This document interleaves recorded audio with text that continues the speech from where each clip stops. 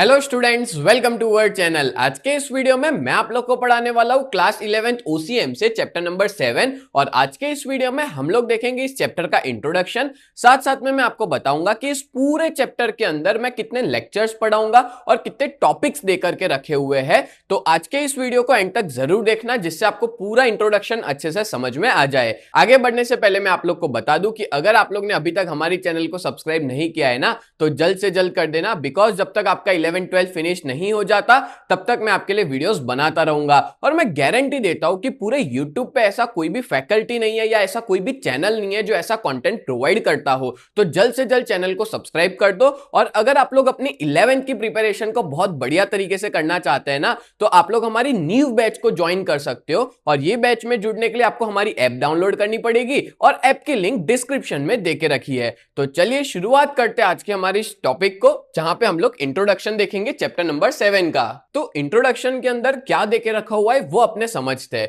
तो देखो, इंडिपेंडेंस के बाद ना अपने इंडिया ने मिक्स्ड इकोनॉमी सिस्टम को एडॉप्ट किया था, यानी कि एक ऐसे सिस्टम जहां पे पब्लिक सेक्टर भी हो और प्राइवेट सेक्टर भी हो। यानी कि पब्लिक एंटरप्राइज मतलब होता है ऐसे बिजनेसेस जो कौन रन करता है, गवर्नमेंट रन करती है। और प्राइवेट एंटरप्राइज, दोनों पब्लिक और प्राइवेट, गवर्नमेंट और प्राइवेट दोनों अपने अपने बिजनेस करते हो, ऐसी इकोनॉमी को अपने मिक्स्ड इकोनॉमी कहते हैं। तो इन दोनों का कॉम्बिनेशन अपने इंडिया में देखने को मिला। अब बात करें आगे, तो प्राइवेट सेक्टर बिजनेस जो होता है ना, उसमें ओनरशिप जो होती है वो कोई भी इंडिविजुअल की होती है या ग्रुप ऑफ इंडिविजुअल की होती है। जैसे मैं आपको बता दूं, अपने ने लास्ट जो 2 चैप्टर पढ़े, forms of business organisation 1 and forms of business organisation 2, ये दोनों ही चैप्टर के अंदर ना अपने ने प्राइवेट बिजनेसेस के बारे में पढ़ा था, यानी कि प्राइवेट सेक्टर के बारे में पढ़ा था। और ये वाला एक ऐसा चैप्टर है जहां पे अपने गवर्नमेंट के बिजनेसेस के बारे में पढ़ेंगे, जिसको बोलते हैं पब्लिक सेक्टर। ठीक है, तो अलग अलग तरह के बिजनेस यूनिट्स जो है, जैसे कि इंडिविजुअल ओनरशिप जिसको सोल प्रोप्राइटरशिप कहते हैं, partnership, cooperative society, joint stock company, ये सारे टाइप्स के बिजनेस अपने ने ऑलरेडी पिछले चैप्टर्स में पढ़ चुके हैं। ठीक है, तो इस चैप्टर के अंदर हम लोग क्या पढ़ेंगे वो बता देता हूं। Those unit whose ownership, management and control rest in the hand of government, यानी कि ऐसे बिजनेसेस जिसमें ओनरशिप, मैनेजमेंट और कंट्रोल गवर्नमेंट के हाथों में हो। मतलब ये लोग ऐसा बिजनेस चलाते हैं जिसकी ओनरशिप और मैनेजमेंट या जो भी हम कहें वो सब गवर्नमेंट खुद चलाती हो, जिसको हम लोग गवर्नमेंट बिजनेस भी कह सकते हैं और जिसको हम लोग ऐसे नॉर्मली पब्लिक सेक्टर एंटरप्राइज या पब्लिक सेक्टर यूनिट कहते हैं। आगे बात करें तो जो ओनरशिप है ना इसकी, वो या तो फिर पार्शियली या तो फिर फुल्ली गवर्नमेंट के हाथों में होती है, या तो सेंट्रल गवर्नमेंट या तो स्टेट गवर्नमेंट। ठीक है, याद रखना, पार्शियली यानी कि कुछ हिस्सा गवर्नमेंट के पास होता है। ठीक है, फुल्ली यानी कि पूरा का पूरा बिजनेस ही गवर्नमेंट खुद चलाती हो। से फॉर एग्जांपल अपने इसमें रेलवे ले सकते हैं, रेलवे एक पब्लिक सेक्टर एंटरप्राइज है। ठीक है, फिर दूसरा अपने ले सकते हैं BSNL, ऐसे काफी सारे बिजनेस है। भेल करके है, Bharat heavy electrical limited, LIC, life insurance corporation, ऐसे काफी सारे बिजनेसेस है जो गवर्नमेंट के खुद के हैं, जिसको अपने पब्लिक सेक्टर यूनिट कहते हैं। क्लियर हो गया? चलो आगे देखते हैं। आगे बढ़ने से पहले मैं आप लोग को बहुत इंपॉर्टेंट इंफॉर्मेशन देना चाहता हूं। अगर आप लोग 11 GSEB कॉमर्स में हो और अपनी प्रिपरेशन बहुत ही बढ़िया तरीके से करना चाहते हो ना, तो आप लोग हमारी इस बैच में ज्वाइन हो सकते हो। हमारी बैच का नाम है न्यू बैच, जहां पे हम लोग 4 सब्जेक्ट पढ़ाते हैं, अकाउंट, स्टैटिस्टिक्स, इकोनॉमिक्स और OCM। और इन चारों सब्जेक्ट के आपको लाइव लेक्चर्स भी हम मिल जाएंगे, मतलब मंडे टू सैटरडे हर रोज लाइव लेक्चर्स पढ़ाते हैं, as well as recorded videos भी प्रोवाइड करते हैं। आपको यहाँ पे रेगुलर टेस्ट दे पाओगे, साथ में हैंड रिटन नोट्स मिल जाएंगे, 24/7 डाउट सॉल्यूशन प्रोवाइड किया जाता है। और इस पूरे बैच की प्राइस जो है वो बहुत ही ज्यादा रिजनेबल है, 2999 पूरे साल के लिए, जब तक आपका 11th फिनिश नहीं हो जाएगा तब तक के लिए। और हमारी बहुत ही बढ़िया सी टीम है। मैं आप लोग को इकोनॉमिक्स और OCM पढ़ाऊंगा, कल्पेश सर आपको अकाउंट्स पढ़ाएंगे, हिमल सर आपको स्टैटिस्टिक्स पढ़ाएंगे। और अगर आप लोग इस बैच के बारे में और ज्यादा डिटेल में पता लगाना चाहते हो तो आप लोग हमारी वेबसाइट को विजिट कर सकते हो। हमारी वेबसाइट का नाम है www.ugt.co.in। इस वेबसाइट पे आप लोग विजिट कर सकते हो। एज वेल एज अगर आप लोग ने अभी तक हमारी ऐप को डाउनलोड नहीं किया है तो प्ले स्टोर पे जाकर के UGT नाम से आप सर्च कर सकते हो, प्ले स्टोर पे अवेलेबल है, जाके डाउनलोड कर लीजिए। और अगर आप लोग आईफोन यूजर हो तो ऐप स्टोर के ऊपर माई इंस्टीट्यूट के नाम से अवेलेबल है, आप वहां पे जाकर के भी डाउनलोड कर सकते हैं। और उसका ORG कोड है UGKX उसका ORG कोड है, ठीक है। और अगर आप लोग हमारा कांटेक्ट करना चाहते हो, अपने पेरेंट्स की बात करवाना चाहते हो, तो हमारा कांटेक्ट नंबर है 7202012221। ये हमारे ऑफिस का कांटेक्ट नंबर है, इस पे आप लोग कांटेक्ट कर सकते हो। सच बता रहा हूं, इस बैच में अगर आप ज्वाइन हो जाते हो ना, तो आपका बहुत ही बढ़िया रिजल्ट आएगा। अभी तक बहुत सारे ऐसे बच्चे हैं जो इस बैच में जुड़ चुके हैं, और बहुत से ऐसे भी बच्चे हैं जो ऑफलाइन में भी ट्यूशन जाते हैं और अपने बैकअप के लिए वो लोग हमारी इस बैच में जुड़े हुए हैं, और जिनका रिजल्ट भी बहुत अच्छा खासा आ रहा है। तो जल्द से जल्द आप लोग हमारी इस बैच में जुड़ जाइए, जिसमें आपका ही फायदा है। चलो आगे बढ़ते हैं नेक्स्ट टॉपिक पे। Such unit can be either government department or its part. ये सारे यूनिट्स या तो गवर्नमेंट डिपार्टमेंट होंगे, जैसे कि अभी मैंने आपको एक एग्जांपल दिया रेलवे का, तो रेलवे ना एक गवर्नमेंट डिपार्टमेंट है, ठीक है। And could set up through an act of parliament, या तो फिर वो एक्ट ऑफ पार्लियामेंट के थ्रू सेटअप हुआ हो, जैसे एग्जांपल दूं तो LIC, ठीक है।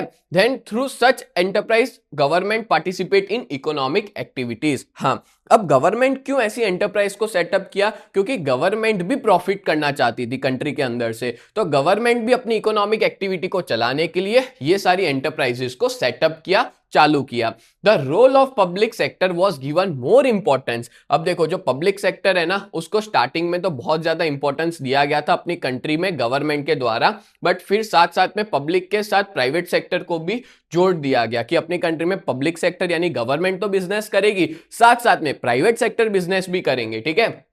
तो दैट्स व्हाई पब्लिक और प्राइवेट कॉम्प्लीमेंट्री हो गए थे। और आपको मैं बता दूं कि काफी शिफ्ट देखने को मिला था 1991 की इंडस्ट्रियल पॉलिसी के बाद, यानी कि 1991 में आपको पता होगा LPG आया था, लिबरलाइजेशन, प्राइवेटाइजेशन और ग्लोबलाइजेशन, ठीक है। उससे पहले गवर्नमेंट ही ज्यादातर बिजनेस किया करती थी, बट 1991 के बाद जो प्राइवेट सेक्टर है उसका भी इंपॉर्टेंस बढ़ गया। प्राइवेट सेक्टर को भी अलाउ किया गया कि गवर्नमेंट के साथ साथ प्राइवेट भी अपना बिजनेस कर सकते हैं, और बहुत सारे सेक्टर्स ओपन कर दिए गए प्राइवेट के लिए भी। एंड गवर्नमेंट स्टार्टेड डिसइन्वेस्टमेंट, और बहुत सी ऐसी यूनिट्स भी थी जिसमें गवर्नमेंट ने डिसइन्वेस्टमेंट स्टार्ट कर दिया। यह आप लोग ने इकोनॉमिक्स में पढ़ा होगा। डिसइन्वेस्टमेंट का मतलब होता है, देखो, कोई भी चीज में पैसा इन्वेस्ट करना उसको इन्वेस्टमेंट कहते हैं, और कहीं से पैसा निकाल लेना उसको डिसइन्वेस्टमेंट कहा जाता है। तो 1991 के बाद डिसइन्वेस्टमेंट काफी जगह पे देखने को मिला। अब गवर्नमेंट क्या करती थी कि बहुत से ऐसे बिजनेसेस गवर्नमेंट के थे जो लॉस में चलते थे, या ढंग से गवर्नमेंट चला नहीं पाती थी, मैनेज नहीं कर पाती थी, उन सबका उन्होंने डिसइन्वेस्टमेंट कर दिया। यानी कि जो शेयर्स है, स्टेक कहो या उसका शेयर कहो, ठीक है, वो पूरा बेच दिया। किसको बेच दिया?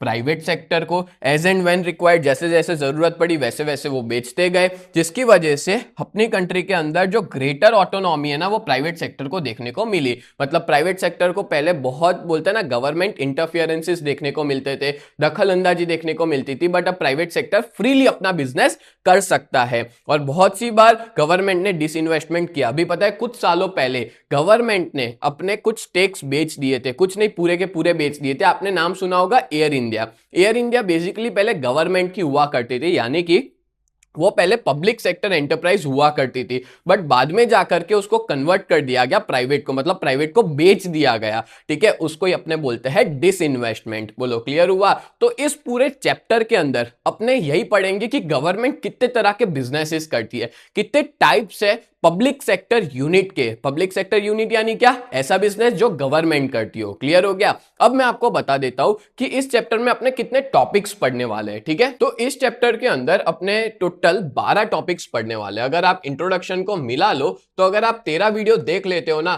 तो मैं गारंटी देता हूं कि आपका पूरा का पूरा चैप्टर क्लियर होगा। गारंटी दे रहा हूं। अगर मेरे सारे वीडियोस आप देख लेते हो तो हर एक टॉपिक बहुत अच्छे से क्लियर हो जाएगा। जैसे बात करें तो पब्लिक सेक्टर के बारे में जानेंगे, उसका मीनिंग और कैरेक्टरिस्टिक्स, फिर गवर्नमेंट डिपार्टमेंट मीनिंग और कैरेक्टरिस्टिक्स। बेसिकली ना, ये जो तीनों है, ये तीनों जो है वो टाइप्स है पब्लिक सेक्टर के, गवर्नमेंट डिपार्टमेंट, पब्लिक कॉर्पोरेशन और गवर्नमेंट कंपनी। ये तीनों टाइप्स के बारे में अपने पढ़ने वाले हैं आने वाले लेक्चर्स के अंदर। देन डिफरेंस बिटवीन, इन तीनों के बीच में क्या डिफरेंस है, यानी कि जो गवर्नमेंट एंटरप्राइज है ये तीनों की तीन, इन तीनों के बीच में क्या डिफरेंस है ना, वो भी अपने पढ़ेंगे। फिर change in the role of public sector, जो चेंजिंग रोल है पब्लिक सेक्टर का वो अपने देखेंगे कि कैसे पब्लिक सेक्टर ज्यादातर डिसइन्वेस्ट देखने को मिल रही है, प्राइवेट के अंदर कन्वर्ट हो रही है। वो वो सब देखेंगे। देन प्राइवेट सेक्टर का मीनिंग और उसकी कैरेक्टरिस्टिक्स, फिर difference between public sector and private sector, ये भी एक इंपॉर्टेंट टॉपिक है, difference. Then global enterprise meaning and characteristics, फिर joint venture meaning and characteristics, ये इंपॉर्टेंट टॉपिक है जो आप लोग को एग्जाम में देखने को मिल सकता है, ज्वाइंट वेंचर वाला,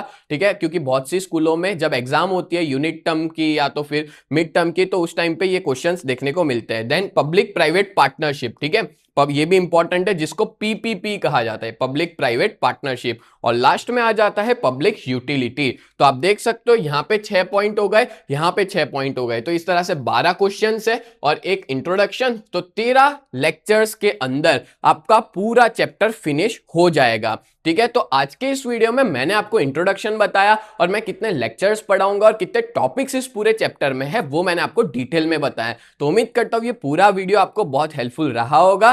तो ऐसे ही वीडियोस देखने के लिए आप लोग हमारे चैनल को सब्सक्राइब करें। तो मिलते हैं नेक्स्ट वीडियो में, तब तक के लिए bye and thank you so much.